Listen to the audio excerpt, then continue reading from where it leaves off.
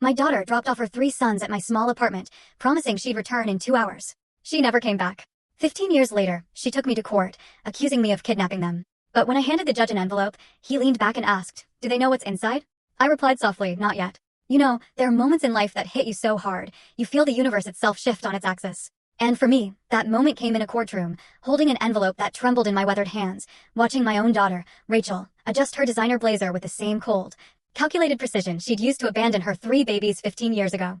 Can you even imagine? Here I was, 62 years old, recognizing the crushing weight of a moment that would reshape everything. And that worn manila envelope, soft from my fingers tracing its edges through countless sleepless nights, held the power to utterly shatter her perfectly crafted lie. Rachel's lawyer, a man whose voice was smooth as silk over broken glass, began, "Your Honor, my client has been denied access to her own children for 15 years. She's requesting immediate custody and pursuing kidnapping charges against the defendant, her own mother." Kidnapping. The word tasted like rust in my mouth.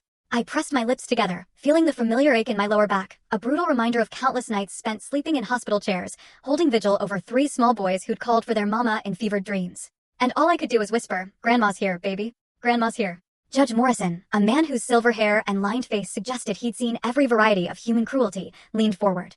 "Mrs. Brown, you've been caring for these children since they were 3 years old." "Yes, Your Honor." My voice came out steadier than I felt. My heart was pounding a frantic rhythm against my ribs. Behind Rachel, I caught sight of my boys, my grandsons, now 17 and towering over most adults in that room. Daniel sat between his brothers, his jaw clenched in that painful way that reminded me so much of their father. Marcus had his hands folded, knuckles white. David stared at the floor, as if he could simply disappear into the worn carpet. They didn't know about the envelope yet. They didn't know what their mother had really done. And during this time, the judge continued, "The mother had no contact?" "She visited twice," I said carefully, choosing my words. "Once when they were 8, asking for money. Once when they were 12, staying 3 days before leaving again." Rachel shifted in her seat. I caught a fleeting flash of something. Guilt? Fear? Before her mask slipped back into place. She'd always been beautiful, my daughter. Even now at 38, she had that ethereal quality that made people want to protect her, to believe whatever story she told. It had taken me years to see past that beauty, to the cold, calculating heart underneath.